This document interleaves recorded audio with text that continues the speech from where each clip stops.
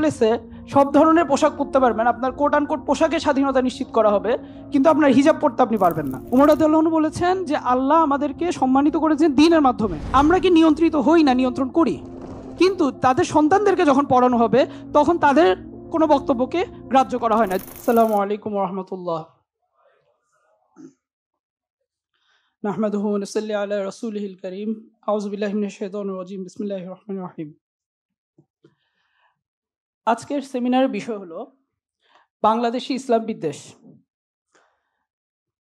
আজকে আমাদের এখানে একটা প্রশ্ন আসতে পারে যে বাংলাদেশে 90% মুসলমান, রাইট? এবং এই মুসলমান কথাটার অর্থ হলো তারা ইসলাম অনুসরণ করে, তারা আল্লাহর কাছে আত্মসমর্পণ করে। তো 90% মুসলমানের এই দেশে, যেখানে 90% মানুষ ইসলাম ফলো করে, কিভাবে ইসলামের প্রতি বিদ্বেষ থাকতে পারে এখানে আমাদের এই দেশটাতে? সাপোজ আমরা তো এটা ওয়েস্টে শুনি, আমরা এটা ইন্ডিয়ায় শুনি, রাইট? যে ওইসব দেশে মুসলমানরা মাইনরিটি, তাদের এরকম নির্যাতনের শিকার হতে হয়, কিন্তু বাংলাদেশে এটা কিভাবে হতে পারে? আমাদের বক্তব্য হলো, আজকে সেমিনার থেকে আমাদের বক্তব্য হলো, বাংলাদেশে ইসলাম বিদ্বেষ আছে, এবং এই ইসলাম বিদ্বেষটা কোনো বিচ্ছিন্ন ব্যক্তির মধ্যের ইসলাম বিদ্বেষ না, এটা হচ্ছে একটা কাঠামোগত ইসলাম বিদ্বেষ। তাহলে এই কাঠামোগত ইসলাম বিদ্বেষটা কি, সেই জিনিসটা বোঝার জন্য আমরা প্রথমত কাঠামোগত ইসলাম বিদ্বেষকে ডিফাইন করতে হবে। কাঠামোগত ইসলাম বিদ্বেষ বলতে আমরা কি বলছি? ধরুন, আপনারা প্রায় সময় শুনবেন ওয়েস্টে বা বিভিন্ন জায়গায় কোনো একটা নারীর হিজাব টেনে ছিঁড়ে ফেলা হয়েছে, তাই না? কোনো একটা রাস্তায় কোনো নারীকে হ্যারাসমেন্ট করা হয়েছে।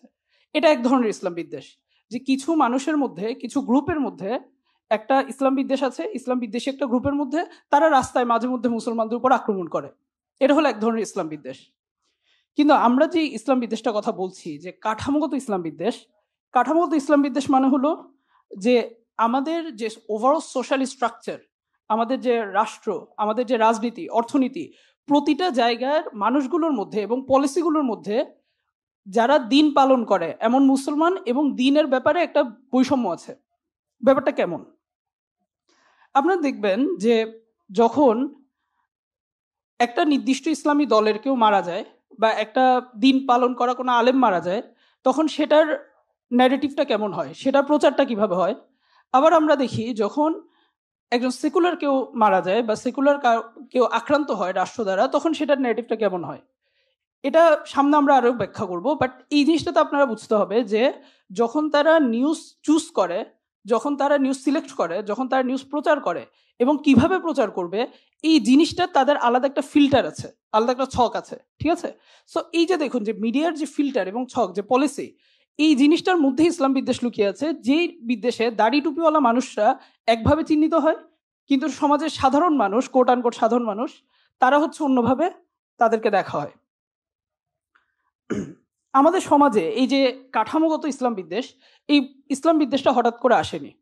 মূলত দুটো ঘটনা মেজর, আরো ভিতরে অনেক ঘটনা আছে, তবে দুটো মেজর ঘটনার মাধ্যমে আজকে আমরা এই পর্যায়ে এসেছি। একটা হচ্ছে বাঙালি রেনেসা। বাঙালি রেনেসাই খুব সংক্ষেপে বললে যে আমাদের দেশে যে হিন্দু জমিদাররা ছিল, তারা ব্রিটিশদের সাথে এক ধরনের বন্ধুত্ব, মিত্রতা বা দালালি, আপনি যেটাই ইউজ করেন, এই ধরনের একটা সম্পর্কে ছিল।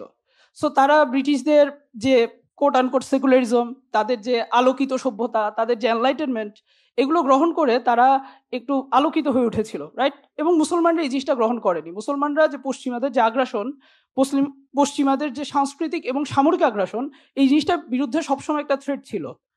তো যখন আলোকিত হিন্দু এবং ব্রিটিশরা দুইটা মিলে একটা মৈত্রী হয়, এবং আলোকিত হিন্দুরা, কোট আনকোট আলোকিত হিন্দুরা, এবং রবীন্দ্রনাথের থেকেও আপনি এই ধরনের কথাগুলো পাবেন, যে তারা মুসলমানদেরকে পশ্চাৎপদ, ব্যাকডেটেড একটা কিছু হিসেবে ইস্টাবলিশ করে।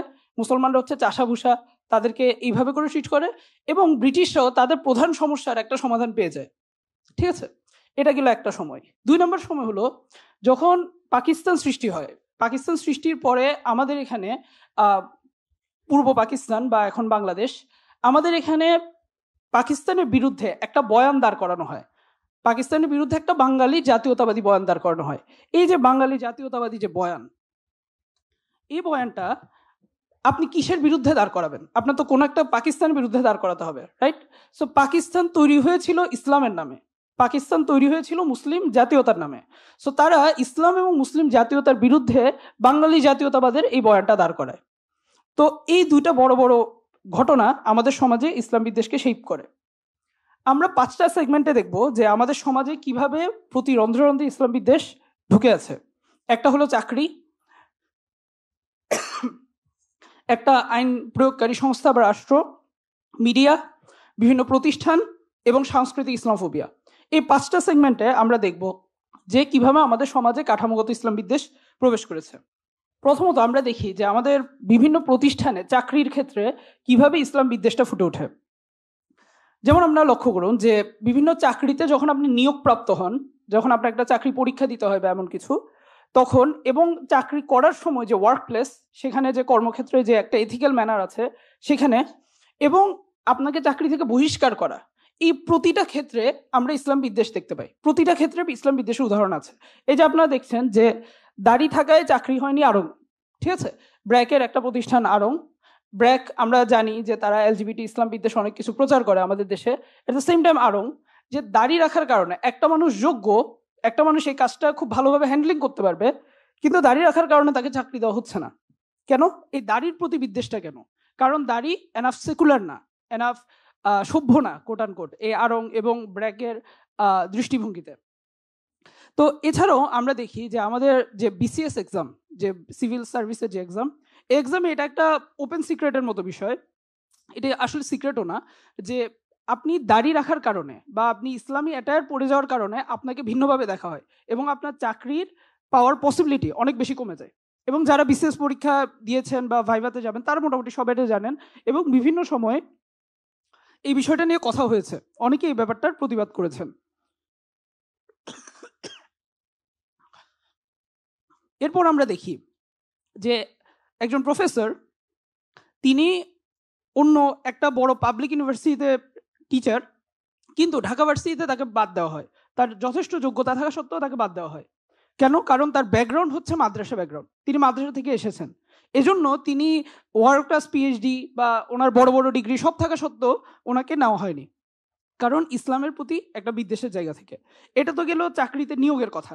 এবার আমরা আসি চাকরির ওয়ার্ক প্লেসে কিভাবে তাদের সাথে বিহেভ করা হয়। এখানে আপনারা লক্ষ্য করুন যে একজন নারী, তাকে আড়ঙ্গে চাকরি দেওয়া হয়েছে, কিন্তু এখানে কন্ডিশন হলো যে তিনি হিজাব পড়তে পারবেন না। চাকরিতে গিয়ে উনি হিজাব পড়তে পারবেন না, নিকাবও না, উনি হিজাব পড়তে পারবেন না। সো কেন আপনি ওয়ার্ক প্লেসে সব ধরনের পোশাক পরতে পারবেন, আপনার কোট আন কোট পোশাকের স্বাধীনতা নিশ্চিত করা হবে, কিন্তু আপনার হিজাব পড়তে আপনি পারবেন না? এটা পরিষ্কারভাবে একটা ইসলাম বিদ্বেষ। এছাড়াও আমরা দেখি যে একটা রিসার্চে এসেছে যে একজন মাদ্রাসার ছাত্রকে বা একজন দিনদারকে বা একজন দাড়ি টুপিওয়ালা একজন লোককে, তাকে চাকরিতে যতবার, একজন সাধারণ ছাত্র, একই ধরনের যোগ্যতা, দুইজনে একই ধরনের যোগ্যতা, কিন্তু একজন সাধারণ ছাত্রকে যতবার কল দেওয়া হবে চাকরির জন্য, তার চেয়ে 40% কম কল দেওয়া হবে একজন মাদ্রাসার ছাত্র বা একজন দিনদার বা এরকম কাউকে। এবং আপনারা দেখছেন এই রিসার্চটা এখানে। এছাড়াও আমরা দেখি যে ব্র্যাকের আড়ঙে যে হিজাবের কারণে সেখানে হেনস্থার শিকার হতে হয়েছে নারী এমপ্লয়ীদেরকে। এবং এটা শুধু আপনার ওয়ার্ক প্লেসে করা হচ্ছে, ভেতরে ভিতরে আপনার আচরণগত বা এরকম কিছু, শুধু তা না যে আপনি ভিতরে ভিতরে আছেন, আপনার পলিসিতে কিছু না, এটা মানুষের সমস্যা, ব্যাপারটা তা না।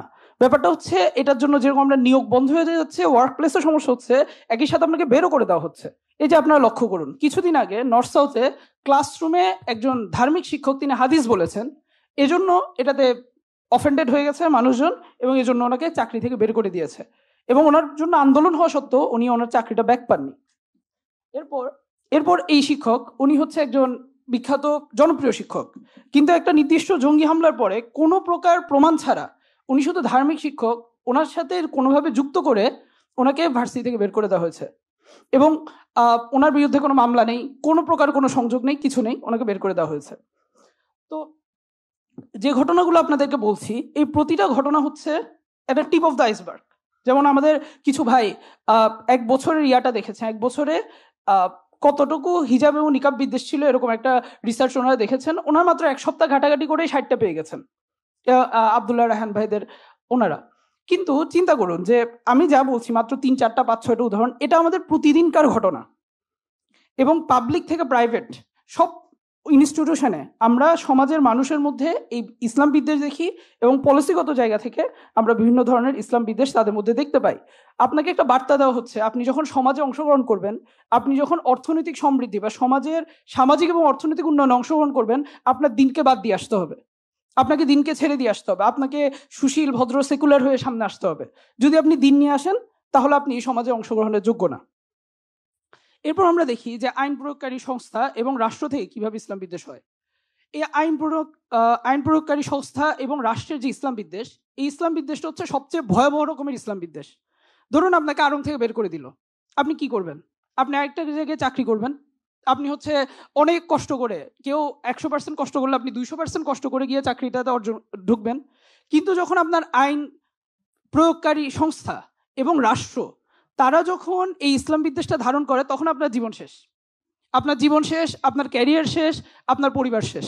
আপনাকে কোনো একটা জঙ্গি মামলায়, কোনো মিথ্যা একটা মামলা আপনাকে ঢুকিয়ে দেওয়া হলো, এরপর আপনি বছর পর বছর জেলে, আপনার পরিবার ধ্বংস, আপনার নিজের ক্যারিয়ার ধ্বংস, আপনার পরিবার কীভাবে চলবে আপনি জানেন না, হতে পারে আপনি জেলে মরে যাবেন। সো এই ইসলাম বিদ্বেষটা, আইন প্রয়োগকারী সংস্থা এবং স্টেটের যে ইসলাম বিদ্বেষ, এই ইসলাম বিদ্বেষটা হচ্ছে সবচেয়ে ভয়াবহ ইসলাম বিদ্বেশ। এবং রাষ্ট্র কিভাবে জঙ্গি চিহ্নিত করবে, এই জিনিসটা একটা বয়ান রাষ্ট্র দাঁড় করায়। ঠিক আছে, যেমন আপনারা সিটিটিসির শর্ট ফিল্ম দেখেছেন, যে একটা ছেলে পাশের বাসার ভাবিকে দেখে না, এই জন্য সে জঙ্গি, আপনার কল দেওয়া দরকার সিটিটিসিকে, তাই না? এমন। তারপর আপনারা দেখবেন যে সম্প্রীতি বাংলাদেশ তারা কিভাবে আপনি জঙ্গি চিহ্নিত হবে সেটার কিছু ক্রাইটেরিয়া তারা বলেছে। আচ্ছা, যে লক্ষ্য করুন, এখানে একদম সিম্পল জিনিস, আপনারা পড়তে পারবেন না যদিও, বাট খুবই সিম্পল জিনিস, যে আপনি নামাজ পড়েন, আপনি টাকনুর উপর প্যান্ট পরেন। এই যে বেসিক্যালি আমরা এখানে যারা স্পিচ দিব বা যে ভাইরে এসেছেন, আমরা সবাই জঙ্গি, বিকজ সম্প্রীতি বাংলাদেশ বলেছে, রাইট? এবং আমাদের যে কাউকে জঙ্গি হিসেবে জেলে নিয়ে যাওয়া যাবে, সমস্যা নেই, বিকজ আমরা জঙ্গি। আমরা রাষ্ট্রের নির্ধারিত যে সঠিক ইসলাম সেটা ফলো করি না। এবং রাষ্ট্র এইভাবে একটা বয়ান দাঁড় করায়, ধর্মের একটা বয়ান দাঁড় করায়, যে কোন ধর্মটা সঠিক ইসলাম এবং কোন জিনিসটা ভুল ইসলাম, ভ্রান্ত ইসলাম, সেটা একটা বয়ান দাঁড় করায়, যেটা ইসলামিক ফ্লেভারে একটা সেকুলার ইসলাম। ঠিক আছে, এবং ওই জিনিসটাতে অ্যাকচুয়ালি ইসলামের কিছু না। আপনারা দেখছেন রিসেন্টলি ফরহাদ মাঝহাররা বলে যে গাঁজা সিগারেটের চেয়ে কম ক্ষতিকর, গাঁজাময় ইসলাম, লালনবাদী ইসলাম। এই ধরনের ইসলাম তারা আমাদের জনগণের উপর চাপিয়ে দিতে চায়। কিভাবে তারা এই জিনিসটা চাপায় লক্ষ্য করুন। সরকারি বিভিন্ন আলেমরা আছেন, যেমন একজন আলেম আছেন ফরিদউদ্দিন মাসুদ, ওনাদের মতো যে আলেমরা আছেন, ওনারা একটা নির্দিষ্ট বয়ান দাঁড় করায়, যেমন ওনারা শাহবাগে যান, এবং শাহবাগে যাওয়া নাকি ওনার জীবনের সবচেয়ে বড় আমলদারি কাজ। ঠিক আছে, ওনার সবচেয়ে আল্লাহর কাছে পৌঁছে গেছেন উনি শাহবাগে গিয়ে। এই ধরনের বয়ান রাষ্ট্র তৈরি করে এবং সমাজে এটা ইমপ্লিমেন্ট করে, এবং তারা জুমার খুতবার উপর নজরদারি করে, তারা ওয়াজ মাহফিলে বসে থাকে, এবং তারা ওই জায়গায় দেখে যে একজন আলেম তার সঠিক ইসলামের বয়ানটাকে সঠিকভাবে প্রচার করছেন কিনা। যদি সেটার বাইরে আপনি যান, আপনারা দেখছেন অনেক জায়গায় ওয়াইজদের উপর আক্রমণ হয়, খতিবকে অ্যারেস্ট করে নিয়ে যাওয়া হয়, কারণ কি তিনি সঠিক ইসলামের ফ্রেমওয়ার্কে আসেন না। এছাড়াও আমরা দেখি যে আমাদের বাংলাদেশে যে সাধারণ রাজনৈতিক যে দলগুলো আছে, সেকুলার রাজনৈতিক দল, সেগুলোর ব্যাপারে বিহেভিয়ারটা কেমন থাকে। কিন্তু আপনি সেকুলার ইস্টাবলিশমেন্টকে মেনে নিয়েছেন, আপনি গণতন্ত্র সেকুলারিজম সব মেনে নিয়েছেন, মেনে নিয়ে আপনি রাজনীতি করতে গেছেন, কিন্তু আপনি ইসলাম আছে আপনার নামে। এটার কারণে কিভাবে বাংলাদেশের ইসলামী রাজনৈতিক দলগুলোকে হেনস্থা করা হয়, কিভাবে গণতান্ত্রিক ইসলামী দলগুলোকে হেনস্থা করা হয়, তার মধ্যে বিভিন্ন দলের নেতা কর্মীকে হত্যা করা হচ্ছে, ইচ্ছামতো মামলা দেওয়া হচ্ছে। সাথে আমরা হেফাজতে ইসলামের কথা বলতে পারি, যে তারা শাতিমদের হত্যার শাতিমদের বিচারের, মানে যারা আল্লাহ রাসূলকে গালি দেয় তাদের বিচারের জন্য একটা নিরীহ দাবি নিয়ে গেছে। তারা কিন্তু আইন নিজের হাতে তুলে নেয়নি, রাইট? বা তারা বলে নাই যে আমাদের হাতে দিয়ে দেন, আমরা কিছু করব। তারা নিরীহ দাবি নিয়ে গেছে, তাদের উপরে 1,54,000-এর বেশি বুলেট ফায়ার করা হয়েছে তাদের উপরে, এবং কি পরিমাণ মারা গেছে আমরা এখন পর্যন্ত জানি না। তো রাষ্ট্রীয় পর্যায়ে যখন ইসলাম বিদ্বেষ প্রবেশ করে, তখন ধর্ম মেনে চলা মুসলমানদের জীবনই হুমকির মুখে পড়ে যায়। ঠিক আছে, তো তখন সমাজে যেরকম ধর্ম পালনের প্রতি ভীতি বাড়ে, যে আপনি দাড়ি টুপি রাখলে আপনাকে অ্যারেস্ট করে নিয়ে যাবে, একই সাথে তাদের ওই বয়ানের কারণে সমাজের মানুষ ধীরে ধীরে বিশ্বাস করা শুরু করে যে অ্যাকচুয়ালি দিন পালন করা হচ্ছে জঙ্গিবাদ, চরমপন্থা। এরপর আমরা দেখি যে মিডিয়া কিভাবে ইসলাম বিদ্বেষের একটা হাতিয়ার হয়ে উঠেছে। বাংলাদেশে খুব সম্ভবত সবচেয়ে বেশি যে প্রচারের ভূমিকা পালন করে ইসলাম বিদ্বেষে, সেটা হচ্ছে আমাদের মিডিয়া। ঠিক আছে, এই যে আমরা দেখতে পাই যে মিডিয়া ট্রায়ালের একটা ব্যাপার আছে। মিডিয়া ট্রায়াল কি? ধরুন যখন শাহরিয়ার কবিরের মতো একজন ইসলাম বিদ্বেষী এবং মুরগি সাপ্লাই দেওয়া লোক, তাকে বলা হচ্ছে যে তিনি হচ্ছে গবেষক এবং কি উনি হচ্ছে একজন গবেষক এবং লেখক। কিন্তু ওই জায়গায় মুফতি কাজী ইব্রাহিমের মতো এত বড় একজন আলেম যার মিলিয়ন মিলিয়ন শ্রোতা আছে, তাকে বলা হচ্ছে তিনি তথাকথিত বক্তা, তিনি তথাকথিত বিতর্কিত বক্তা, কিন্তু শাহরিয়ার কবির হচ্ছে একজন গবেষক, একজন লেখক। কেন? কারণ হচ্ছে এই যে মুফতি কাজী ইব্রাহিমের ব্যাপারে সমাজের, শিক্ষিত সমাজের মধ্যে, এডুকেটেড মিডল ক্লাসের মধ্যে একটা সন্দেহ তৈরি করে দেওয়া যে তার গ্রহণযোগ্যতা নেই। কিন্তু শাহরিয়ার কবিরের মতো ইসলাম বিদ্বেষীকে তারা একটা গ্রহণযোগ্য গবেষক এবং লেখক হিসেবে দাঁড় করায়। একই সাথে আমরা দেখি যে যখন কোনো আলেম অ্যারেস্ট হন, ঠিক আছে, যখন এই যে আল্লামা মামুনুল হক বা দেলোয়ার হোসেন সাইদি, ওনারা যখন অ্যারেস্ট হন, ওনাদেরকে অ্যারেস্ট যে অভিযোগে হয়েছেন, ওরা এমনভাবে দাবি করে যে তিনি সেই অভিযোগে আসলে অভিযুক্ত, বিচার হওয়ার দরকার নেই, প্রমাণ হওয়ার দরকার নেই, কিছু দরকার নেই, উনি অভিযুক্ত। আপনি এখানে জাস্ট টাইটেলটা দেখুন, এটা কিন্তু অনেকে জাস্ট অ্যারেস্ট করা হয়েছিল, কিছু প্রমাণ হয় নাই, কিছু ছাত্রলীগের গুন্ডাপান্ডা গিয়ে ভায়োলেন্স করেছিল, কিন্তু তারা এমনভাবে লিখছে যেন উনি এই অভিযোগেই দোষী। সেরকম তারা দেলোয়ার হোসেন সাইদির ক্ষেত্রে করেছে। কিন্তু যখন নাস্তিক রাজীব হায়দার নিহত হয়, তখন তারা বলে যে ধর্ম অবমাননার অভিযোগ আছে, অথচ তার ধর্ম অবমাননাগুলো সবার সামনে পরিষ্কার, সবাই দেখেছে সে কি করেছে, কিন্তু ওটা বলা হয় না, তার ব্যাপারে ধর্ম অবমাননার অভিযোগ আছে। সো আমরা দেখি যে আমাদের দেশে প্রায় সময় যে ইসলাম বিদ্বেষের ঘটনা ঘটে, এই জিনিসপত্রগুলোকে প্রপার কভার করা হয় না, এগুলো দেখানো হয় না পত্রিকায়, এবং যাও দেখানো হয় সেটা খুব ছোট কলামে পেছনের পাতায় এরকম করে দেখানো হয়। ঠিক আছে, যে অনেকগুলো মেজর মেজর ইসলাম বিদ্বেষের ঘটনা আমরা আমাদের পত্রিকায় পাই না। আচ্ছা, একই সাথে আমরা বিনোদন ইন্ডাস্ট্রিতে কি দেখি? আমরা বিনোদন ইন্ডাস্ট্রিতে দেখি এই যে নডরের মতো মুভি বা এই ধরনের বিভিন্ন মুভিগুলোতে তারা বলছে যে যারা ধার্মিক, দিনদার এবং ইসলামিক ব্যক্তিত্ব, তারা হচ্ছে অ্যাকচুয়ালি নারী বিদ্বেষী, তারা প্রগতি বিদ্বেষী, তারা ঘরের নারীদেরকে ইসলামের নামে জুলুম করে। আবার মজার বিষয় হচ্ছে ফারুকের একটা মুভি স্যাটারডে আফটারনুন, সেখানে তো দেখাচ্ছে যে আপনি স্বীকার করতে হবে যে সমাজে ইসলাম বিদ্বেষ নাই। যদি আপনি বলেন ইসলাম বিদ্বেষ আছে, আপনি হচ্ছে আইএস, আপনি জঙ্গি, আপনি সেটাও বলতে পারবেন না। আল্লাহ রহমত বাংলাদেশে এটা এখনো প্রচারিত হয়নি। তো একই সাথে এই যে মিডিয়া ইন্ডাস্ট্রিতে যে মোল্লা শব্দটা একটা মানে গালি হিসেবে ব্যবহৃত হয়, মোল্লা একটা ব্যাকডেটেড শব্দ বা এরকম কিছু। তো মিডিয়া যখন এই জিনিসপত্রগুলো প্রচার করে, তাদের নিউজগুলো তারা ইচ্ছা মতো নিজের মতো চুজ করে এবং তারা কিভাবে দেখায় এই জিনিসটাও তারা ঠিক করে। যখন 1,54,000 গুলি তাদের উপর চলা সত্ত্বেও এটা হেফাজতের তাণ্ডব হয়ে যায়, হেফাজত গাছ পুড়িয়েছে, এটা অনেক বড় সমস্যা, কিন্তু তাদের উপর 1,54,000 গুলি করা হয়েছে, এই জিনিসটা আমাদের মেইন স্ট্রিম নিউজে দেখা যায় না। ঠিক আছে, সো এই ব্যাপারটা যে মিডিয়া আমাদের সমাজের ব্যাপার, ইসলামের ব্যাপারে, ইসলামকে যারা ধারণ করে তাদের ব্যাপারে চিন্তা পরিবর্তন করেছে। সে সেম ধরনের জিনিসটা আমরা দেখি যে প্রাতিষ্ঠানিক ইসলাম বিদ্বেষে আমরা দেখি যে প্রতিনিয়ত যে দাড়ি, টুপি, নিকাবের কারণে আমাদের ভাই বোনরা বিভিন্ন জুলুমের শিকার হন, বিভিন্ন হয়রানি এবং বৈষম্যের শিকার হন। কিছুদিন আগে ঢাকা ভার্সিটিতে আমাদের বোনরা আন্দোলন করেছেন যে নেকাব পরার অধিকারের পক্ষে, রাইট? এছাড়াও এই যে আপনারা লক্ষ্য করুন যে একটা মেয়ে কেন লম্বা হাতার জামা পরে এসেছে, তার জামার হাতা কেটে দেওয়া হয়েছে পরীক্ষার হলে। তো এইভাবে করে যে শালীনতা এবং ইসলাম যে জিনিসপত্রগুলো শিখায়, এবং এই যে শিক্ষা প্রতিষ্ঠান খুব সম্ভবত বাংলাদেশের সবচেয়ে বেশি ইসলামোফোবিক একটা প্রতিষ্ঠান, যেখানে শিক্ষক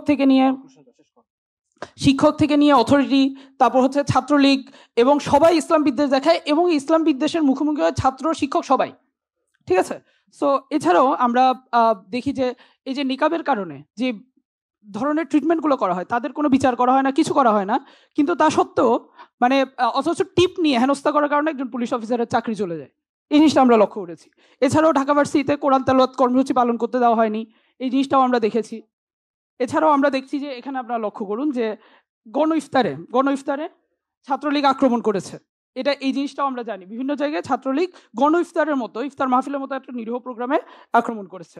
এই যে এখানে আপনারা বিভিন্ন জনের উক্তি দেখছেন যে আমাদের সাবেক মাননীয় প্রধানমন্ত্রী, কোট আনকোট মাননীয়, তিনি বলছেন যে যারা বোরকা পরেন, যারা নিকাব পরেন, তাদেরকে দেখতে জীবন্ত তাঁবুর মতো মনে হয়। আপনারা এই যে ঢাকা ভার্সিটির যে শিক্ষক জিয়া, তার বক্তব্য দেখছেন যে আসসালামু আলাইকুম বলা জঙ্গিবাদ, সালাম আলাইকুম বলা ঠিক আছে, আসসালামু আলাইকুম বললে আপনি জঙ্গি হয়ে যাবেন, এই ধরনের বক্তব্য। তারপর যারা পর্দা করে তাদের ঘরে পড়াশোনা করা উচিত, যে আপনি যদি শিক্ষা কার্যক্রমে অংশ নিতে চান তাহলে আপনার পর্দা ছেড়ে বেপর্দা সেকুলার হয়ে আসতে হবে, এই ধরনের একটা বার্তা দেওয়া হচ্ছে। আপনারা জানেন যে আবরার ফাহাদকে শিবির হিসেবে পিটিয়ে হত্যা করা হয়। ছাত্রলীগ তারা বলে, যারা হত্যা করেছে তারা বলে যে সর্বপ্রথম তারা আবরার ফাহাদকে শিবির মনে করে কবে, যখন আব্রাফাত সবাইকে নামাজের জন্য ডাকে, ঠিক আছে, সো তখন তারা শিবির মনে করে। এরপর তার বিভিন্ন পলিটিক্যাল পোস্টের কারণে তাকে পিটিয়ে হত্যা করা হয়। এই ভাইটাকে, কুয়েটের জাহিদুর রহমান, তাকে পিটিয়ে পুলিশের হাতে দেওয়া হয়েছে এবং তিনি হসপিটালে ভর্তি হয়েছিলেন, সেখান থেকে পুলিশের হাতে দেওয়া হয়েছে, কারণ তিনি বলছেন যে তিনি গণতন্ত্র চান না, ইসলাম চান।